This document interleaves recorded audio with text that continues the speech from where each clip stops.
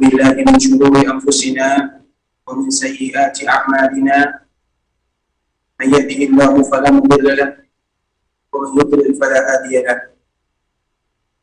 أشهد أن لا إله إلا الله وحده لا شريك له وأشهد أن محمدا عبده ورسوله لا نبي بعد أما بعد يا أيها الذين آمنوا اتقوا الله حق تقاته ولا تموتن إلا وأنتم مسلمون وقال سبحانه يا أيها الناس اتقوا ربكم الذي خلقكم من نفس واحدة وخلق منها زوجها وبث منهما رجالا كثيرا ونساء واتقوا الله الذي تساءلون به والأرحام إن الله كان عليكم رقيبا يا أيها الذين آمنوا اتقوا الله وقولوا قولا سديدا يصلح لكم أعمالكم ويغفر لكم ذنوبكم ومن يطع الله ورسوله فقد فاز فوزا عظيما أما بعد فإن أصدق الحديث كتاب الله وخير الهدى هدى محمد صلى الله عليه وسلم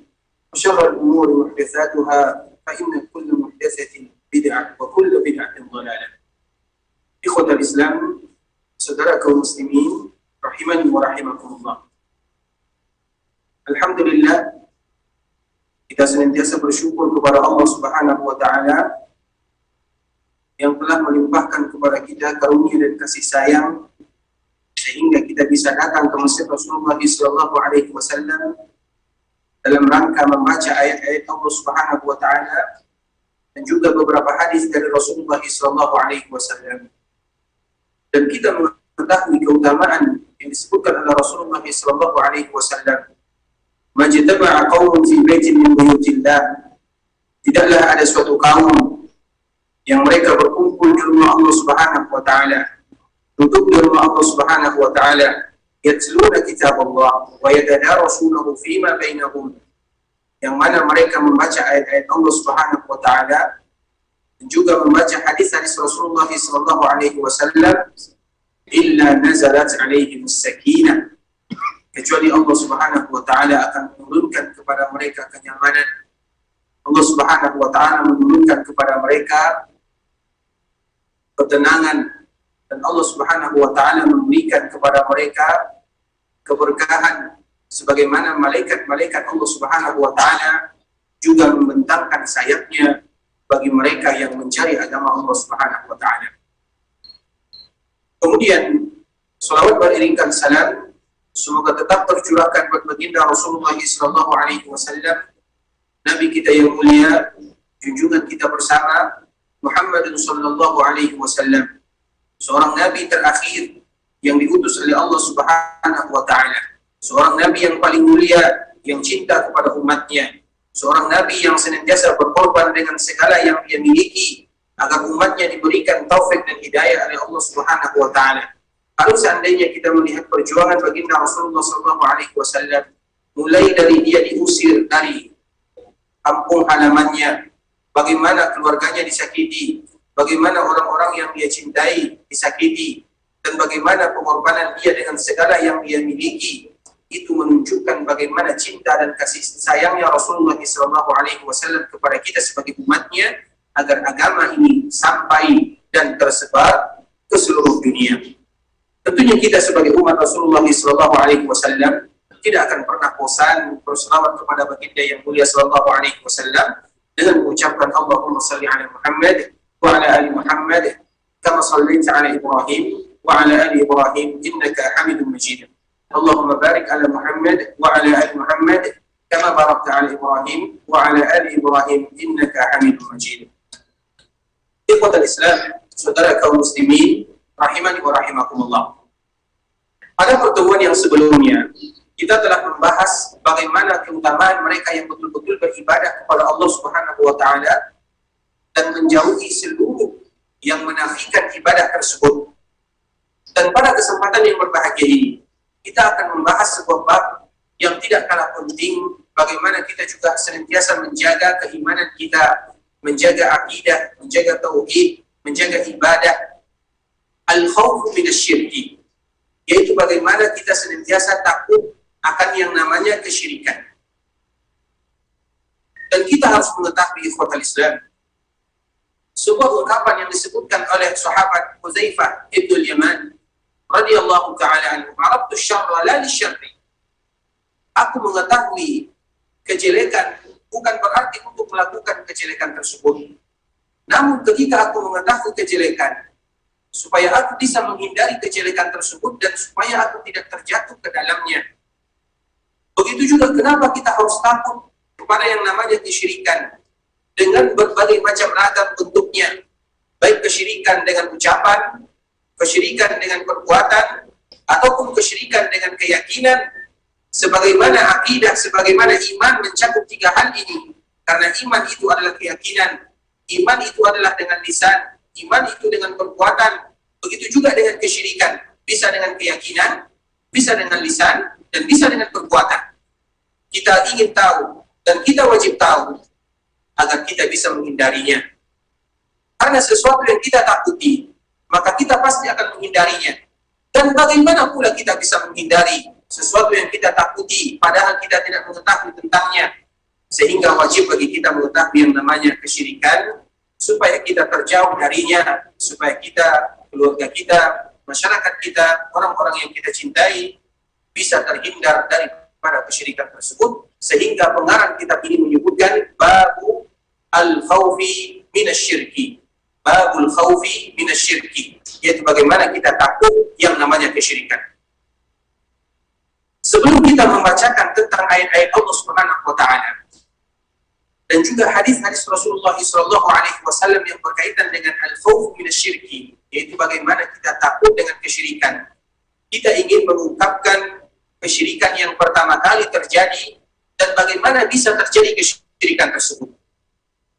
Sebelumnya telah kita menjelaskan bahwa tentunya syaitan adalah musuh bagi anak Adam. Dia akan senantiasa berusaha menggoda anak Adam dengan berbagai macam cara. Dia akan mendatangi anak Adam dari arah depan, belakang, kiri, kanan, bawah, atas, semuanya.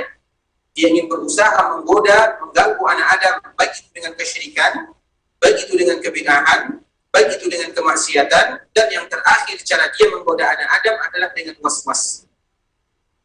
Kita mengetahui ketika Allah Subhanahu wa taala menurunkan ayah kita Adam alaihissalam dari surga, maka surga atau maka Nabi Adam dan Hawa, kemudian juga iblis turun.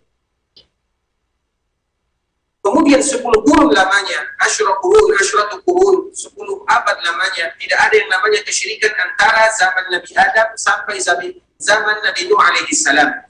Tidak ada yang namanya kesyirikan, yang ada adalah kemaksiatan, yang ada adalah perbuatan dosa. Kemudian diutus oleh Allah Subhanahu wa taala Nabi Nuh alaihi salam. Dan Nabi Nuh merupakan rasul yang pertama kali diutus di permukaan bumi. Nabi Nuh adalah rasul pertama yang diutus ke permukaan bumi ini. Allah Subhanahu wa taala menuliskan sebuah surat atau menurunkan sebuah ayat atau sebuah surat yang berbicara khusus tentang Nabi Nuh alaihi salam yang ada pada juz 29. Di antara ayat tersebut Allah Subhanahu wa taala menyebutkan, wa qalu la tazarunna alihatakum wa la tazarunna wadda wa la suwa'a wa la yahusa wa ya'uqa wa nasra. Ada 5 orang-orang saleh yang disebutkan oleh Allah Subhanahu wa taala yang ada pada zaman Nabi Nuh alaihi salam, yang dari sinilah awal mulai kesyirikan di permukaan bumi, dan kita harus tahu tentang ini. Waddan, Suwa', Ya'uth, Ya'uq, Nasra. Ada 5 yang Allah abadikan, yang Allah sebutkan di dalam Al-Quran. Apa kata Abdullah bin Abbas radhiyallahu ta'ala anhu? Dan hadis ini dikeluarkan oleh Imam Bukhari dan Imam Muslim. Hadihi asma'u rijalin salihin min qaumi Nuh. 5 orang ini adalah nama orang-orang saleh yang ada pada zaman Nabi Nuh alaihi salam, yaitu sebelum Nuh diutus oleh Allah Subhanahu wa taala menjadi nabi dan menjadi rasul. Wad, Suwa', Ya'uth, Ya'uq, Nasra. Ini adalah orang-orang yang saleh. Tentunya kita dianjurkan berteman dengan orang-orang yang saleh, karena dengan kesolehan mereka paling tidak kita mendapatkan harumnya. Paling tidak mereka akan memberikan masukan kepada kita, dianjurkan. berhati-hati, tidak boleh terlalu mubalaghah atau tidak boleh terlalu hulu, berlebihan. Sebagaimana disebutkan oleh Allah Subhanahu wa taala, la taghlu fi dinikum. Jangan kalian berlebihan. Cinta kepada ulama, cinta kepada orang soleh adalah kewajiban. Namun berlebihan terhadap kecintaan tersebut tidak dianjurkan, karena nanti ada berbahaya di sana. Kenapa? Disebutkan dalam kisah ini oleh Abdullah bin Abbas radhiyallahu taala anhu. Orang soleh ini atau 5 orang soleh ini mereka meninggal. Tentunya orang-orang yang pernah berguru kepadanya atau masyarakatnya atau kaumnya, mereka sangat rindu kepada orang-orang soleh ini. Sangat rindu. Karena dengan kesolehan mereka senantiasa mendoakan penduduk kaumnya, mendoakan sahabat-sahabatnya, kemudian mereka mendapatkan wejangan, mereka mendapatkan nasihat, mereka mendapatkan tazkirah, mau'izah, dan yang semisalnya. Kemudian ketika mereka meninggal, tentunya orang-orang tersebut sedih. Namun mereka tetap masih beribadah kepada Allah Subhanahu wa taala.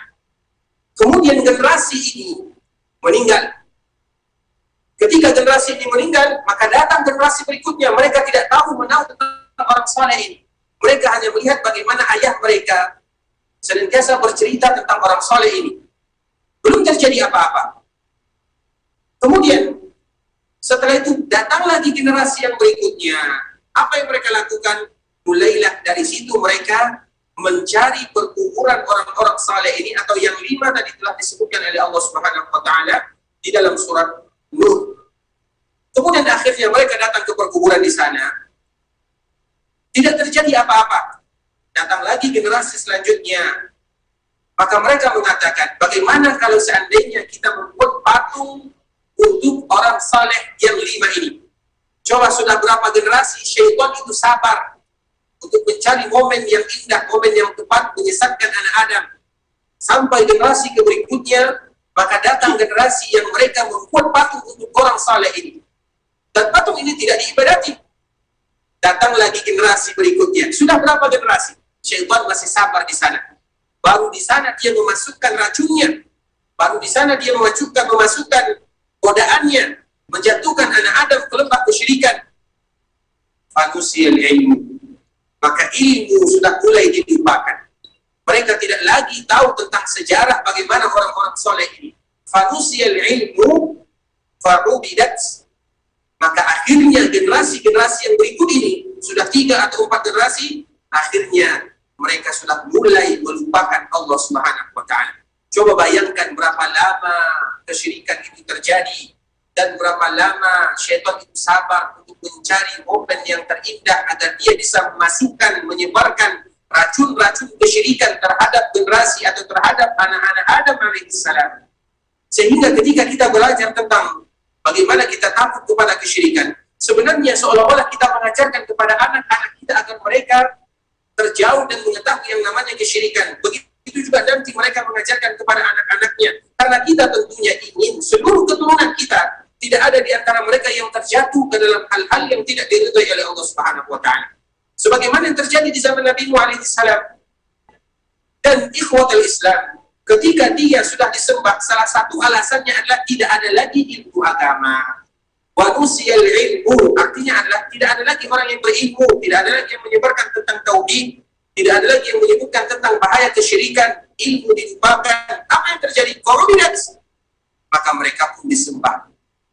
Inilah kesyirikan yang pertama kali terjadi di permukaan bumi, dan ketika itulah Allah mengutus Nabi Nuh alaihissalam, Rasul yang pertama di permukaan bumi ini adalah Nabi Nuh alaihissalam. Dan tidak sampai di situ saja ikhwatul Islam. Sebagaimana yang sering kita sebutkan, dan kita juga mengetahui bahwa syaitan memiliki umur yang sangat panjang. Nama-nama syaitan atau nama-nama orang soleh, nama-nama patung untuk orang soleh yang 5 tadi, itulah yang datang ke Ka'bah di masa jahiliyah. Coba bayangkan berapa jarak antara Nabi Nuh alaihissalam dengan Nabi Isa alaihissalam, ribuan tahun. Tapi perkaranya masih sama. Bahkan patungnya juga masih sama. Makanya kita lihat, sebagaimana yang disebutkan oleh Rasulullah SAW tentang kisah Amr bin Luhai al-Khuzai. Amr bin Luhai al-Khuzai adalah seorang pemuka yang ada di Mekah Al-Mukarramah pada zamannya, dan ini sebelum Rasulullah SAW.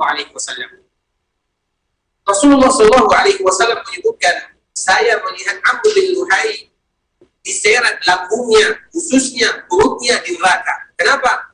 Karena dialah yang pertama kali merubah agama Ibrahim. Awwal man ghayyara millata Ibrahim, Amr bin Luhai. Kenapa dia bisa merubah? Karena dia adalah pemuka orang-orang yang ada di zamannya. Ketika dia pergi ke Syam, di dalam riwayat yang lain disebutkan, ketika dia pergi ke Jeddah, maka dia mendapatkan sebuah patung. Patung itu adalah patung yang ada di zaman Nabi Nuh alaihissalam, sama. Karena syaitan mencari momen-momen yang indah, terutama ketika ilmu tidak ada lagi, terutama yang berkaitan dengan ilmu akidah, bagaimana kita beribadah kepada Allah Subhanahu wa Ta'ala. Berapa lama syaitan bersabar untuk menggoda anak Adam. Kemudian akhirnya dia bawa ke kota Makkah. Ketika orang-orang Makkah melihat Amr bin Luhai membawa patung, tentunya mereka mengikuti pemimpinnya, karena rakyat kebiasaannya atau kaumnya berada di dalam agama pemimpinnya, dan itu adalah sebuah kebiasaan. Karena mereka menganggap pemimpin itu adalah orang yang dihormati. Lebih lagi Amr bin Luhai ini adalah orang yang dermawan orangnya. Dia itu orang suka memberikan hadiah, dia itu orang yang suka memberikan orang bantuan. Itu adalah Amr bin Luhai. Bahkan disebutkan di dalam sejarah, Amr bin Luhai ini kalau memberikan orang hadiah tidak tanggung-tanggung. Kadang yang dia berikan adalah 1 ekor onta. Sama seperti kita, ketika kita diberikan kelebihan, kita memberikan hadiah orang satu unit mobil misalnya. Tentunya orang tersebut akan menerima, dan mereka akan ikut mudah mendengarkan apa yang kita ucapkan. Begitulah Amr bin Luhai. Dia yang pertama kali merubah agama Ibrahim alaihissalam. Sehingga dengan datangnya Amr bin Luhai, maka orang-orang yang ada di Mekah mulailah menyembah berhala. Maka kita kenal ada berhala Hubal, ada Uzza, ada Latta, ada Manat, sesuai dengan yang disebutkan di dalam hadis Rasulullah SAW. Kemudian ikhwatul Islam, kita juga harus mengetahui, sebagaimana tadi yang telah kita kisahkan, bahwa di antara awal kesyirikan tersebut, yaitu ketika orang-orang sudah melupakan, atau mereka salah kaprah, atau ketika mereka sudah berlebihan terhadap kuburnya orang-orang soleh, sebagaimana yang terjadi di zaman Nabi Nuh alaihissalam. Wad, Suwa, Ya'uth, Ya'uq, Nasra, 5 orang ini adalah orang soleh. Kemudian orang-orang yang datang setelahnya mereka berlebihan. Sehingga dari sinilah fitnah yang paling besar terjadi dalam umat manusia adalah ketika mereka berlebihan. Dan ini juga terjadi antara zaman Nabi Isa dengan Nabi Muhammad SAW. Sebagaimana yang dinukilkan oleh Imam Ibnu Katsir di dalam kitabnya Al-Bidayah, ini sejarah tentang sahabat Abu Musa Al-Ash'ari radhiyallahu ta'ala anhu. Abu Musa ini pernah pergi ke sebuah daerah yang bernama Tustar. Kemudian mereka menaklukkan kota ini. Kemudian ketika mereka sampai di daerah sini, maka mereka menemukan sebuah mayat yang tidak berubah sama sekali. Mayat yang tidak berubah. Apabila ada mayat yang tidak berubah, tidak lain tidak bukan itu adalah mayat para nabi dan para rasul. Karena nabi dan para rasul diharapkan oleh Allah Subhanahu wa Ta'ala, mayat mereka, jasad mereka dimakan tanah, atau mayat mereka itu tidaklah pernah rusak. Kemudian ikhwatul Islam, apa yang negara ini mereka lakukan? Maka Abu Musa Al-Ash'ari radhiyallahu ta'ala anhu mengirim surat kepada Umar bin Khattab radhiyallahu ta'ala anhu. Wahai Umar, kami menemukan sebuah peti yang panjang, ada makhluk yang masih ada di dalamnya. Dia sudah mati, dia sudah meninggal, namun jasadnya tidak berubah, kecuali sedikit saja. Maka apa yang kalian lakukan, kata Umar bin Khattab radhiyallahu ta'ala anhu? Maka kami menggali perkuburan orang ini. Kami gali di malam hari, 13 perkuburan. Kami gali di malam hari, kami gali di 13 tempat, kemudian tidak kami kuburkan di tempat yang tadi sudah kami gali. Kami kuburkan di tempat yang lain. Maka Umar mengatakan, kenapa kalian melakukan yang demikian? Karena orang ini adalah orang saleh. Disebutkan oleh para ulama, sebagian mereka menyebutkan orang ini adalah seorang nabi.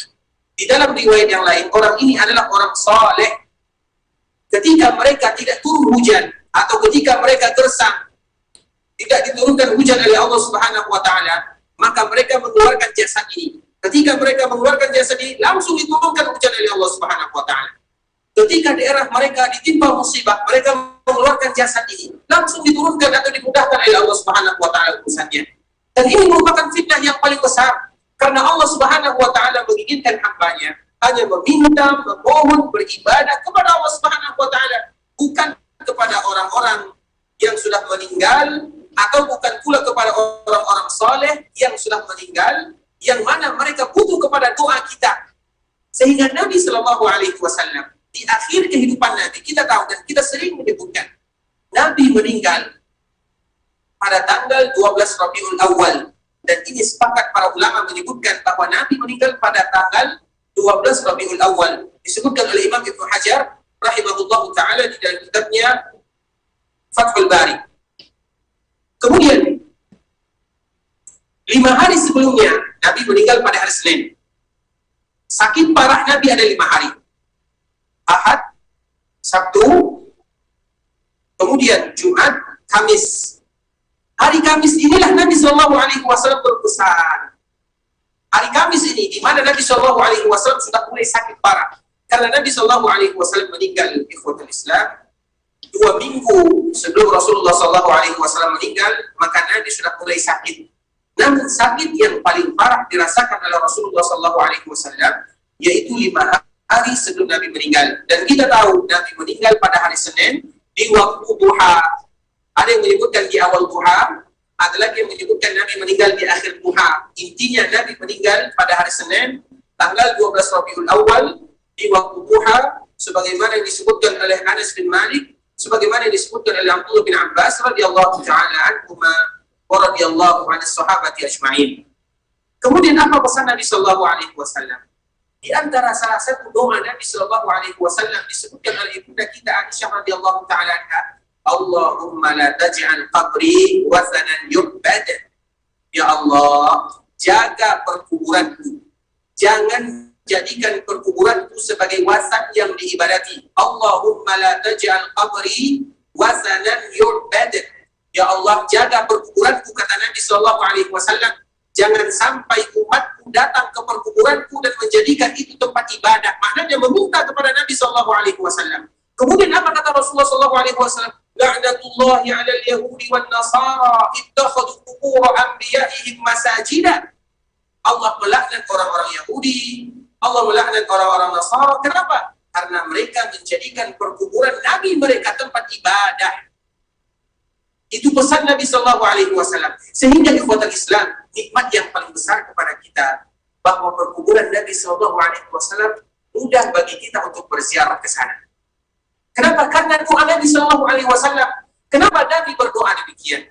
Supaya kita tahu mana perkuburan Nabi, dan semua kita tahu Nabi dikuburkan di rumah Aisyah di kota Madinah. Semua kita tahu. Sedangkan Nabi-Nabi yang lainnya tidak ada satupun riwayat yang pasti. Perkuburan Nabi itu ada, namun tidak ada riwayat yang pasti bahwa perkuburan Nabi ini dikuburkan di sini. Seperti misalnya perkuburan Nabi Hud dikuburkan di daerah Yaman. Betul, namun di mana tempatnya tidak bisa kita memastikan. Kenapa? Karena seluruh para nabi tersebut tidak berdoa sebagaimana doa Nabi Sallallahu Alaihi Wasallam. Nabi tahu, sehingga ini merupakan di antara bentuk kasih sayang Allah kepada kita sebagai umatnya.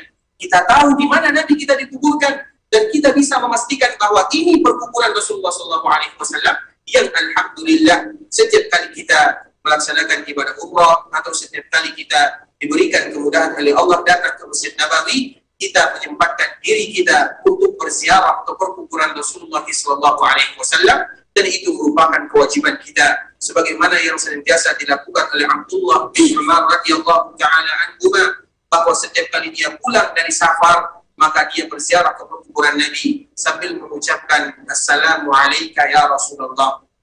Kemudian dia mengucapkan kalimat yang lainnya.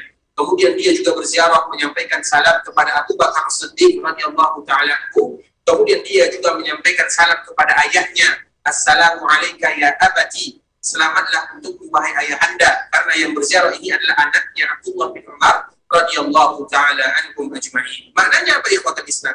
Dalam satu sisi itu kemuliaan bagi kita, sehingga kita bisa meyakini dan kita bisa memastikan bahwa Nabi dikuburkan di Masjid Rasulullah SAW atau Nabi dikuburkan di kota Madinah, semua kita tahu. Dan Nabi dikuburkan di rumah Aisyah radhiyallahu taala anha karena kekhususan untuk para nabi dan para rasul, di mana mereka meninggal maka wajib bagi mereka dikuburkan di sana. Dan Rasulullah SAW meninggal di rumah ibunda kita Aisyah. Bahkan Nabi meninggal di pangkuan ibunda kita Aisyah radhiyallahu taala anha. Bahkan Nabi SAW meninggal dalam keadaan bersiwak. Kemudian Nabi SAW diberikan pilihan oleh Allah Subhanahu wa taala, karena tidak adalah para nabi dan para rasul yang meninggal kecuali Allah memberikan kepada mereka pilihan mau hidup atau mau meninggal. Karena tidak ada satupun para nabi yang diberikan pilihan kecuali mereka lebih memilih Allah Subhanahu wa taala. Sehingga ibunda kita Aisyah radhiyallahu taala anha mengatakan, Nabi SAW tidak mau memilih kita, namun Nabi SAW lebih memilih Allah Azza wa Jalla. Maknanya apa ikhwatul Islam? Maknanya Aisyah yang paling banyak meriwayatkan hadis terutama tentang akhir-akhir kehidupan baginda yang mulia sallallahu alaihi wasallam. Karena kita tahu Rasulullah sallallahu alaihi wasallam memiliki 9 orang istri yang Nabi hidup bersama mereka. Istri Nabi ada 11. Namun ada di antara mereka yang meninggal, yang hidup bersama Nabi sampai Nabi meninggal ada 9 orang. Dan kita juga tahu di akhir kehidupan Nabi Shallallahu Alaihi Wasallam, Nabi itu ingin ketika dia sakit 2 minggu terakhir ini, Nabi ingin sakitnya di rumah Aisyah karena Aisyah adalah manusia atau istri yang paling dicintai oleh Rasulullah Shallallahu Alaihi Wasallam. Dan Nabi adalah orang yang paling adil. Dia tetap menghilirkan sakit, bahkan sakit pun Nabi tetap berputar antara istri dengan istri yang lainnya agar berlaku adil. Namun Nabi Shallallahu Alaihi Wasallam senantiasa mengatakan, Aina ana gadan, di mana saya besok? Karena dia mau sakit di rumah ibunda kita Aisyah, karena Aisyah adalah istri yang paling dicintai Nabi Shallallahu Alaihi Wasallam. Sehingga kisah akhir kehidupan Nabi Shallallahu Alaihi Wasallam paling banyak diketahui oleh ibunda kita Aisyah, dan hadis-hadisnya adalah hadis yang banyak diriwayatkan oleh ibunda kita Aisyah radhiyallahu taala anha. Makanya di antara salah satu hadis yang disebutkan oleh ibunda kita Aisyah radhiyallahu taala anha adalah permintaan Nabi Shallallahu Alaihi Wasallam, dan hadis ini dinukilkan oleh Imam Malik dalam kitabnya Al-Muwatta. Allahumma la taj'al qabri wasanan yu'bad. Ya Allah, jaga perkuburanku, jangan sampai perkuburan dijadikan sebagai sesembahan.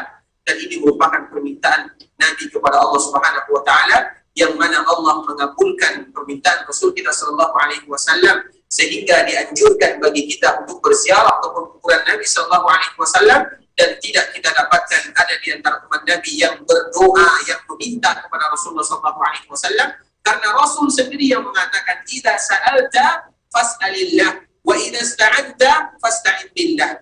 Apabila kalian meminta, minta kepada Allah. Apabila kalian memohon kepada Allah Subhanahu wa taala. Nabi sudah mengajarkan kepada kita semuanya.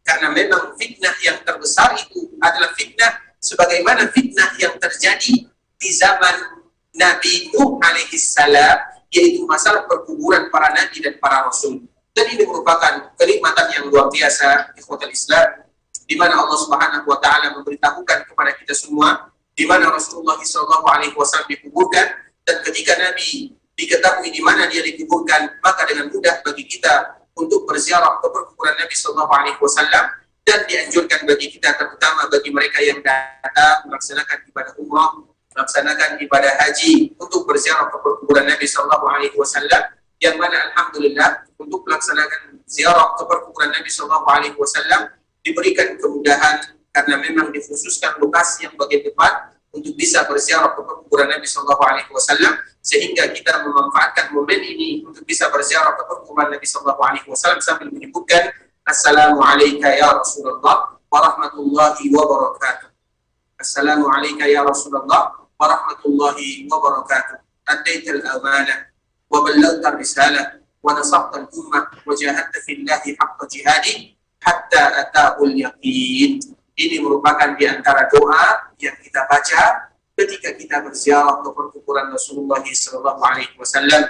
Assalamualaikum ya Rasulullah warahmatullahi wabarakatuh. Kemudian boleh kita selangi dengan berselawat kepada Rasulullah sallallahu alaihi wasallam. Kemudian kita menyebutkan adaital amanah wa ballaghtar risalah wa nasahtal ummah wa jahadta fillahi haqqa jihadi hatta atahul yaqin.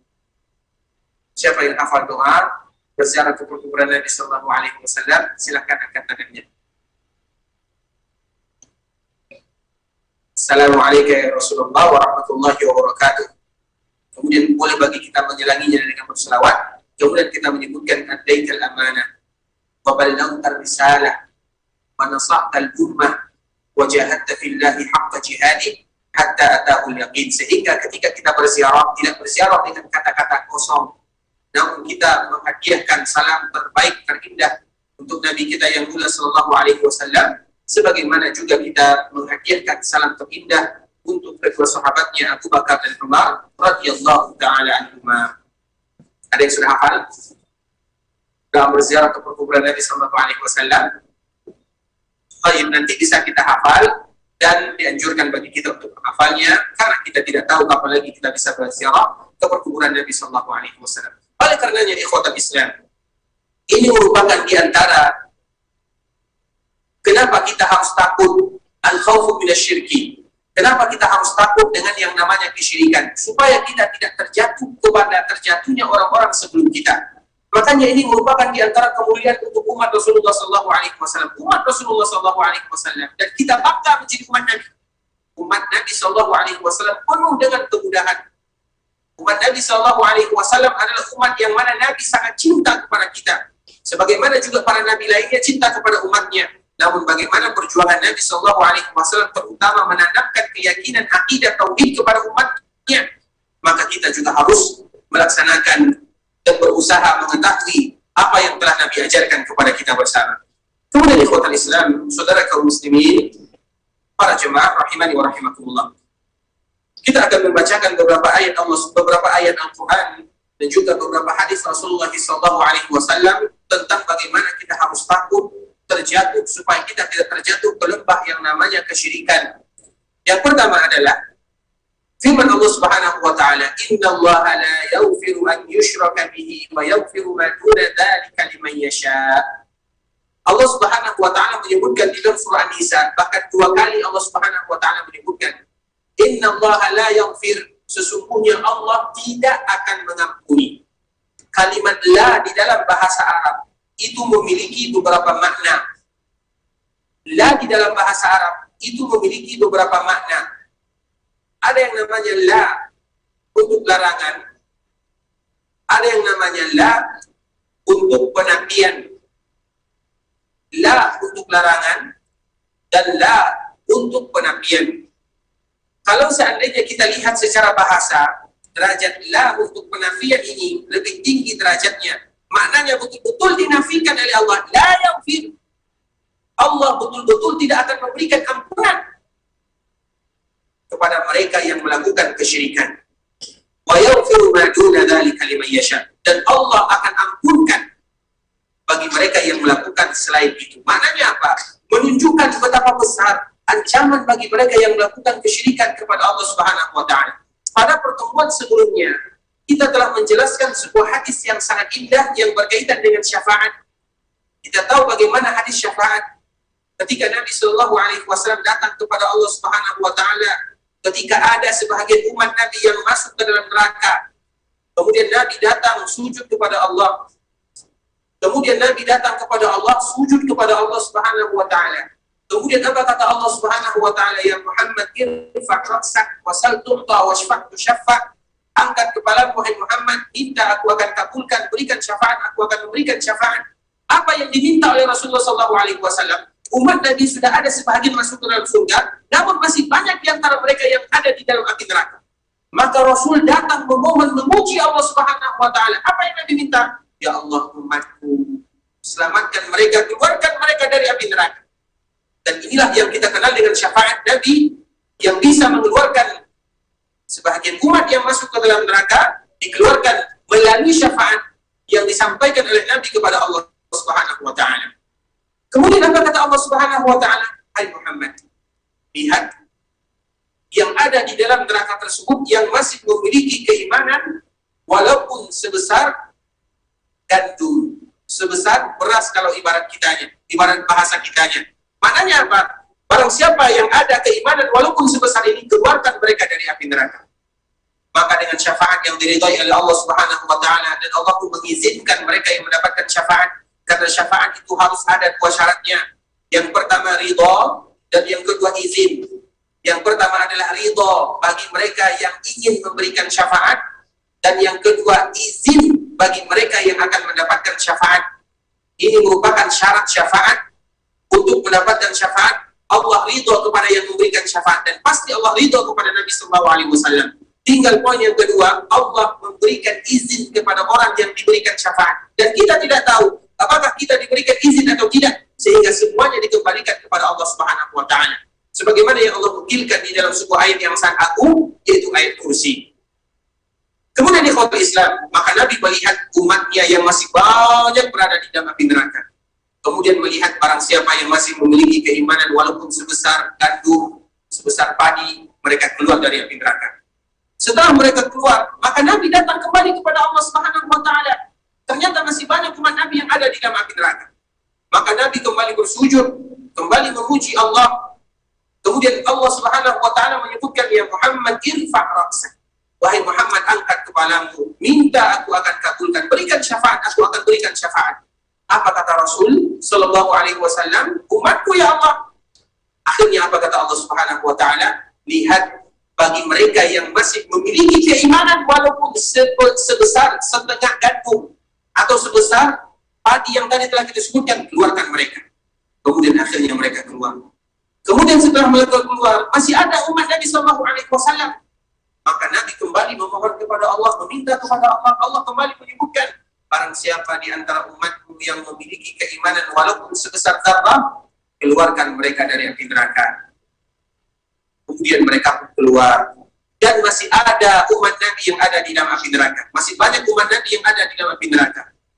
Kemudian apa kata Allah Subhanahu wa taala? Wahai Muhammad, sesungguhnya tersisa syafaatku, demi kemuliaanku, demi keagunganku, aku akan mengeluarkan mereka yang mengucapkan la ilaha illallah dari api neraka tersebut. Allah Subhanahu wa taala menyebutkan, akhriju minan nar man qala la ilaha illallah.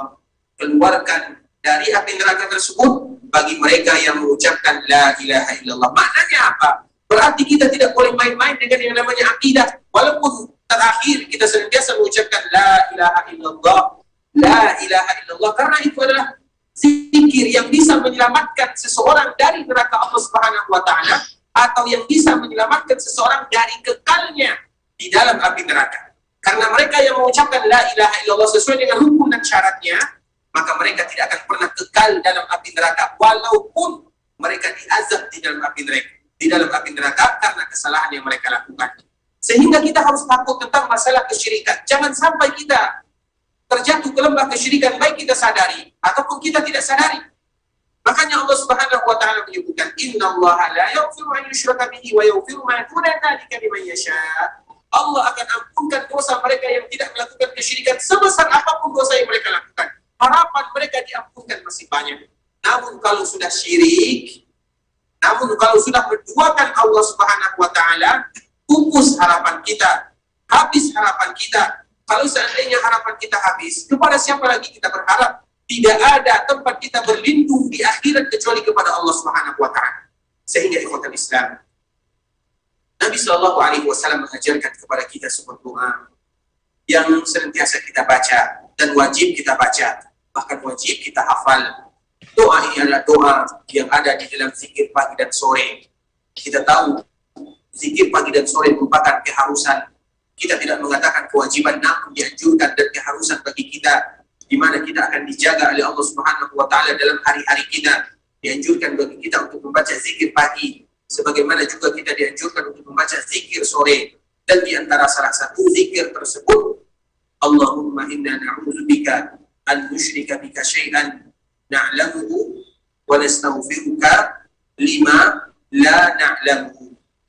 Allahumma inna na'udzubika an nusyrika bika syai'an na'lamuhu wa nastaghfiruka lima la na'lamuhu. Siapa yang sudah hafal? Ini adalah doa yang ada di dalam zikir pagi dan sore. Di antara salah satu doanya, apa artinya? Ya Allah, kami berlindung kepadamu agar tidak melakukan kesyirikan, baik itu yang kami ketahui, dan kami memohon ampun kepadamu ya Allah kalau seandainya kami pernah melakukannya, walaupun kami atau kalau seandainya kami tidak mengetahuinya. Dan kita akan membacakan sebuah hadis yang nanti kita akan sebutkan bagaimana kesyirikan tersebut sesuatu yang sangat dahsyat, yang sangat berbahaya. Kemudian ikhwatal Islam, Allah Subhanahu wa taala juga menyebutkan tentang Nabi Ibrahim alaihissalam, wajnubni wa baniya an na'budal asnam. Ini juga merupakan di antara dalil bahwa kita harus tahu tentang kesyirikan agar kita tidak terjatuh ke dalamnya, agar kita betul-betul beribadah kepada Allah Subhanahu wa taala dengan semaksimal mungkin.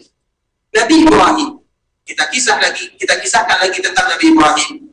Di antara doa Nabi Ibrahim, bahkan ada surat khusus disebut dengan surat Ibrahim, yang Allah menyebutkan di sana tentang doa Nabi Ibrahim. Wa idh qala Ibrahim rabbi ij'al hadzal balada aminan wajnubni wa baniya an na'budal asnam. Di antara salah satu doa Nabi Ibrahim, ya Allah, jauhkan diriku, jauhkan keturunanku agar kami tidak menyembah berhala. Ini Nabi Ibrahim alaihissalam, seorang nabi yang sudah pasti masuk ke dalam surga. Namun di antara salah satu doanya adalah, ya Allah, jauhkan diriku, jauhkan keturunanku, jauhkan anak-anakku, agar kami tidak menduakan dirimu. Dan kita juga harus melakukan yang demikian, karena kita juga harus berpikir tentang keluarga kita. Sebagaimana Nabi Ibrahim alaihissalam, dia menyebutkan yang demikian. Padahal kita tahu bahwa Nabi Ibrahim itu adalah nabi, dan keturunan Nabi Ibrahim itu adalah nabi. Makanya kemarin kita sebutkan, Nabi Ibrahim alaihissalam melahirkan dua orang anak. Yang pertama Ismail. Dari Ismail lahir Nabi kita yang mulia sallallahu alaihi wasallam, Muhammad sallallahu alaihi wasallam. Yang kedua nama anaknya adalah Ishak. Dari Ishak ini lahir Yakub. Dari Yakub ini lahir Yusuf. Dari Yusuf ini keturunannya Nabi Musa. Musa memiliki saudara bernama Harun. Sampai ke bawah namanya Isa alaihissalam. Semua keturunannya adalah para nabi dan para rasul. Namun Nabi Ibrahim ingin mengajarkan kepada kita bahwa kita harus senantiasa berdoa memohon kepada Allah agar tidak terjatuh ke lembah kesyirikan, sesuatu dosa yang paling besar yang ada di permukaan dunia.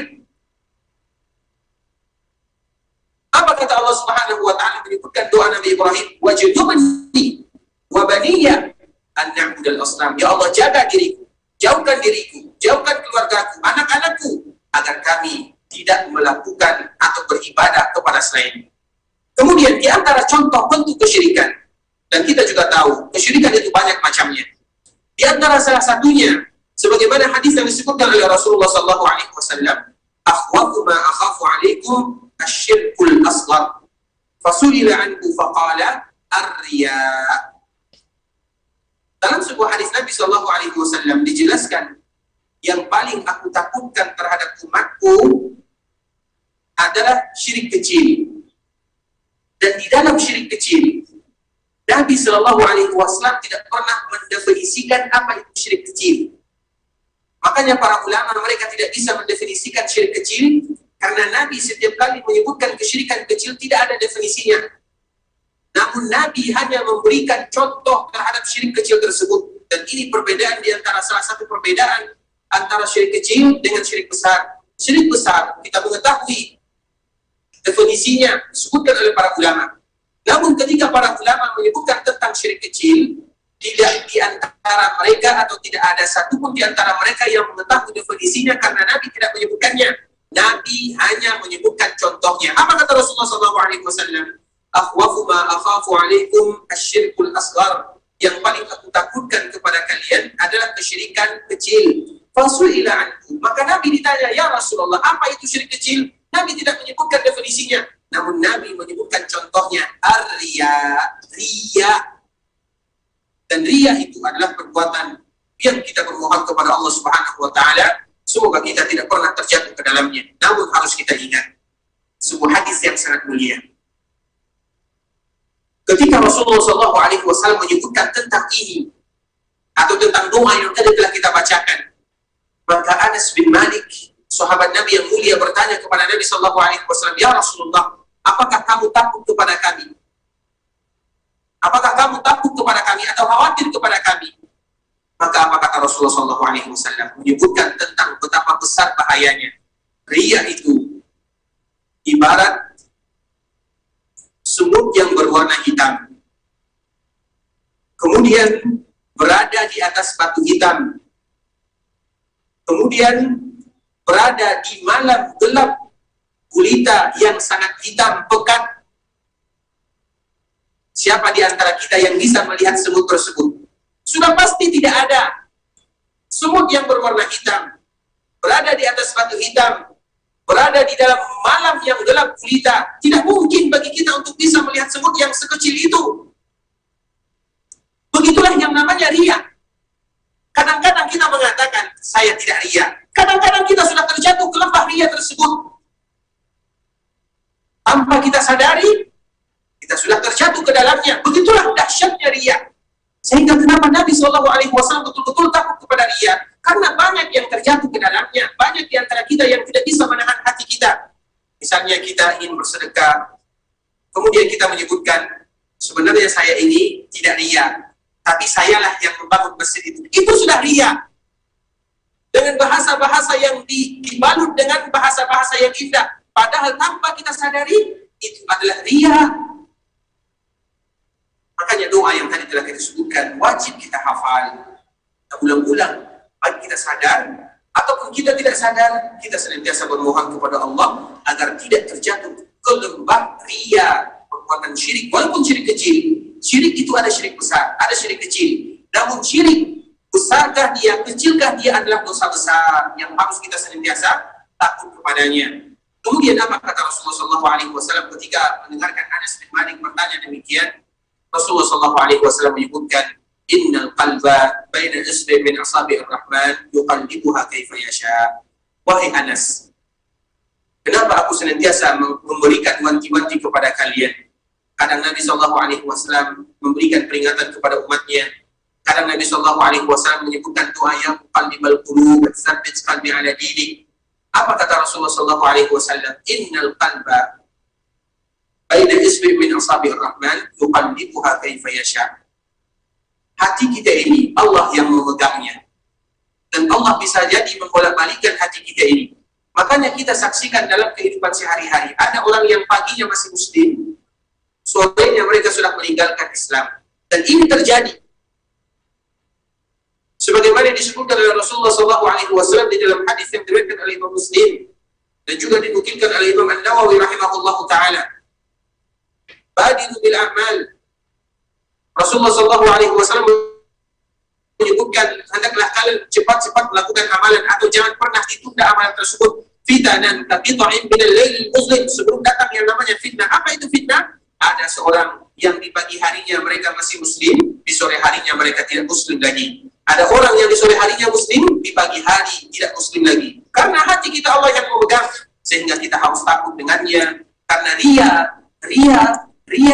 dan ria terus, maka bisa membolak-balikan hati seseorang, bahkan mengantarkan mereka kepada kekufuran. Wal'iyadzubillah.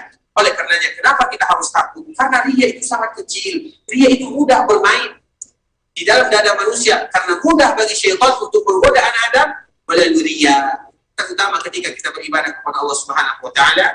Dan kita ingatkan, misalnya contoh yang sering kita sebutkan, terutama ketika kita berada di masjid Rasulullah SAW, mungkin ketika kita baca Quran, kita selfie dulu, saya sedang membaca Al-Quran, padahal secara tidak sengaja, walaupun kita tidak berniat, karena tidak mungkin seorang muslim berniat langsung melakukan perbuatan riya, itu bukan seorang muslim.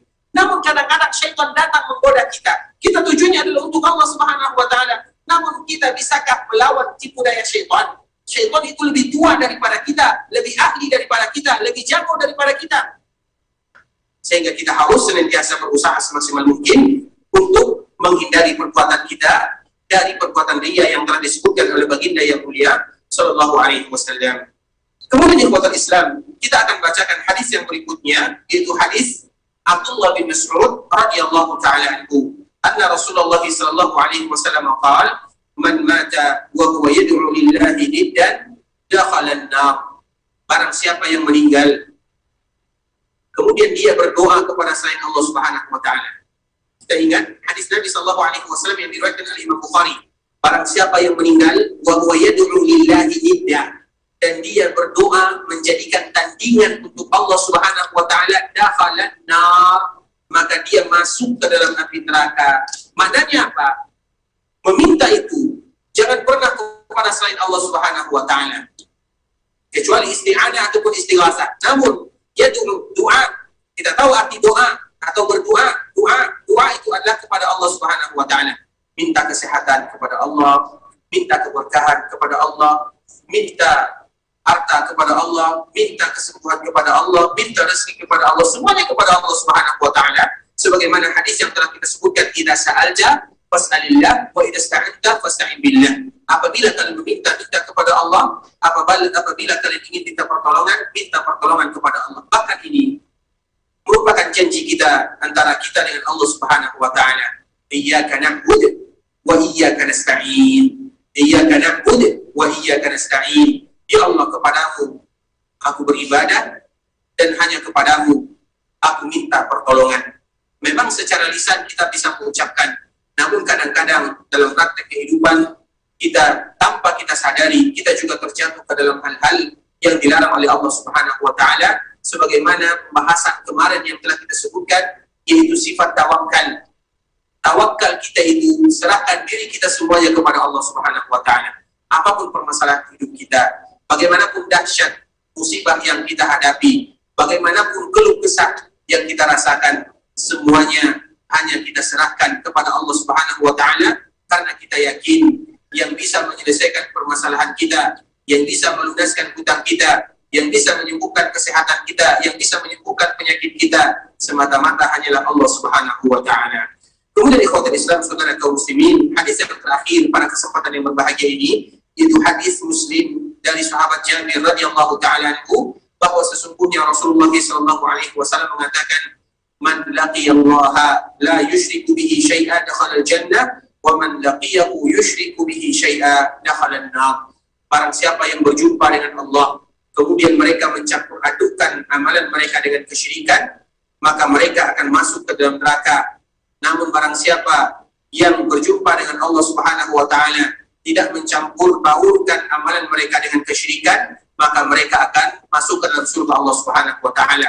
Dan ini sama dengan hadis sebelumnya yang telah kita sebutkan, yaitu hadis yang disebutkan oleh Rasulullah sallallahu alaihi wasallam, bahwa Nabi kita yang mulia sallallahu alaihi wasallam menyebutkan dalam hadis yang diriwayatkan oleh Imam At-Tirmidzi, qala Allah taala, ya bani Adam, wahai anak Adam, innaka law ataitani bi qurabil ardi khataya, kalau seandainya kalian melakukan kesalahan yang mana kesalahan kalian tersebut sebesar bumi, dan kita sadar bahwa kita senantiasa melakukan kesalahan siang dan malam, bahkan kalau kita tidak salah, maka bukan manusia namanya, karena memang manusia tempat salah dan lupa. Dan sebaik-baik mereka yang melakukan kesalahan adalah mereka yang senantiasa kembali kepada Allah, dan kembali kepada Allah itulah yang namanya ubudiyah. Makanya Allah menyebutkan di dalam hadis qudsi juga, ya bani Adam, innakum tukhti'una bil-laili wan-nahar. Wahai anak Adam, siang dan malam kalian melakukan kesalahan dan dosa. Wa ana aghfirudz dzunub, dan aku yang mengampunkan dosa kalian. Fastaghfiruni aghfir lakum. Ketika kalian melakukan dosa, maka minta ampunlah kalian kepadaku, maka aku akan ampunkan. Karena itu merupakan tabiat anak Adam. Semua kita berdosa, semua kita melakukan kesalahan. Bahkan Allah menyebutkan, innakum tukhti'una bil-laili wan-nahar. Siang malam, siang kalian melakukan dosa, malam kalian melakukan dosa. Kita sadari atau kita tidak sadari, kita melakukan dosa. Namun Allah membuka pintu selebar-lebarnya. Makanya di dalam hadis yang mulia ini, dan ini merupakan kabar gembira kepada kita bersama, Allah menyebutkan, ya bani Adam, innaka law ataitani bi qurabil ardi khataya. Kalau seandainya kalian melakukan dosa sebesar bumi, thumma laqitani la tusyriku bi syai'a, kemudian kalian berjumpa dengan, mana berjumpa dengan Allah Subhanahu wa taala adalah wafat. Karena semua kita akan wafat berjumpa dengan Allah Subhanahu wa taala, dan kita akan mempertanggungjawabkan semua amalan yang pernah kita lakukan. Nah, ketika kita berjumpa dengan Allah, thumma laqitani, kita berjumpa dengan Allah, la tusyriku bi syai'a, kita mungkin banyak melakukan dosa. Namun dosa kita tidak ada yang namanya dosa kesyirikan. Dengan syarat tidak ada yang namanya dosa kesyirikan. Dosa apa saja? La ataituka biqurabiha maghfiratan, maka aku pun akan mendatangkan dan membawa untuk kalian ampunan juga sebesar bumi. Maknanya apa? Allah memberikan ampunan sebesar-besarnya. Namun dengan syarat jangan melakukan dosa kesyirikan. Sehingga dengan doa yang tadi telah kita sebutkan, Allahumma inna na'udzubika min an nusyrika bika syai'an na'lamuhu wa nastaghfiruka lima la na'lamuhu lima la na'lamuhu, merupakan doa yang harus kita baca, yang harus kita ulang-ulang, yang harus kita praktekkan. Bahkan Nabi SAW menganjurkan kepada kita doa ini minimal 3 kali kita ucapkan di pagi hari, sebagaimana juga kita mengucapkannya 3 kali di sore hari. Allahumma inna na'udzubika min an nusyrika bika syai'an na'lamuhu wa nastaghfiruka lima la na'lamuhu. Ada yang sudah hafal doa tersebut? Dan insya Allah setelah kita pulang dari sini bisa kita lihat nanti di internet atau kita lihat di Google doa bagaimana agar kita bisa terhindar dari yang namanya kesyirikan yang harus kita baca siang dan malam. Ikhwatul Islam, saudara kaum muslimin, para jemaah rahimani wa rahimakumullah, mungkin pertemuan kita pada kesempatan yang berbahagia ini kita cukupkan dulu sampai di sini, dan kita tidak pernah lupa bermohon kepada Allah Subhanahu wa taala agar ibadah yang kita lakukan, umrah yang kita lakukan, salat yang kita dirikan, doa yang kita panjatkan, semuanya dikabulkan oleh Allah Subhanahu wa taala dan diterima oleh Allah Subhanahu wa taala. Kita senantiasa bermohon kepada Allah Subhanahu wa taala agar Allah memberikan kemudahan dalam setiap urusan kita. Kita juga bermohon kepada Allah Subhanahu wa taala agar Allah Subhanahu wa taala menghilangkan keluh kesah kita. Kita juga bermohon kepada Allah Subhanahu wa taala agar Allah senantiasa memberikan kepada kita kesehatan, kesempatan, panjang umur untuk beribadah kepada Allah serta istiqamah di dalam beribadah kepada Allah. Sebagaimana kita juga bermohon kepada Allah agar kita dihidupkan dalam keadaan Islam, dalam keadaan iman, dan kita juga bermohon kepada Allah agar kita berjumpa dengan Allah Subhanahu wa taala dalam keadaan membawa keimanan dan juga dalam keadaan berserah diri kepada Allah Subhanahu wa taala. Allahumma inna nas'aluka al-jannah wa ma qarraba ilayha min qawlin wa 'amal wa na'udzu bika minan nar wa ma qarraba ilayha min qawlin wa 'amal. Allahumma inna nas'aluka al-jannah wa ma qarraba ilayha min qawlin wa 'amal wa na'udzu bika minan nar wa ma qarraba ilayha min qawlin wa 'amal. Allahumma inna nas'aluka al-jannah wa ma qarraba ilayha min qawlin wa 'amal wa na'udzu bika minan nar wa ma qarraba ilayha min qawlin wa 'amal. Ya Allah, sesungguhnya harapan kami yang terbesar adalah surga-Mu. Maka masukkan kami ke dalam surga, baik dengan perbuatan dan perkataan kami. Sebagaimana yang paling kami takutkan adalah neraka-Mu. Jauhkan kami dari neraka-Mu, baik itu dengan lisan kami, dengan keyakinan kami, dan juga dengan perbuatan kami. Ikhwatul Islam, saudara kaum muslimin, kaum muslimat, kaum muslimin rahimani wa rahimakumullah, sebagaimana yang senantiasa kita ulang dan kembali kita ulang, insya Allah kita akan sambung pembahasan kita besok insya Allah ta'ala. Semoga Allah senantiasa memberikan kemudahan. Namun tetap kami ingatkan bagi kita bersama untuk menjaga dan saling menjaga protokol kesehatan, karena sebagaimana yang kita mengetahui bahwa pengurus Masjid Rasulullah SAW senantiasa menanjurkan kepada kita untuk menjaga, baik itu menjaga jarak, menggunakan masker dan yang semisalnya, yaitu al-ijra'at al-ihtiraziyah wa tadabirul wiqaiyah. Kalau bahasa kitanya adalah bagaimana kita senantiasa agar Allah mengangkat wabah ini dari kita bersama dan agar kita kembali beraktivitas seperti biasa. Ikhwatul Islam, saudara kaum muslimin rahimani wa rahimakumullah, yang benar dari Allah Subhanahu wa taala, yang salah dari diri kami pribadi karena kurangnya ilmu kami, karena kebodohan kami, karena kejahilan kami. Kalau seandainya ada kata-kata kalimat yang salah, kami mohon maaf, karena itu adalah betul-betul dari kekeliruan kami, dan kita mengucapkan doa kafaratul majlis. Subhanakallahumma wa bihamdika asyhadu an la ilaha illa anta astaghfiruka wa atubu ilaik. Wa sallallahu wa sallim ala nabiyyina wa habibina wa sayyidina Muhammadin wa ala alihi wa sahbihi wa sallam tasliman katsira. Assalamualaikum.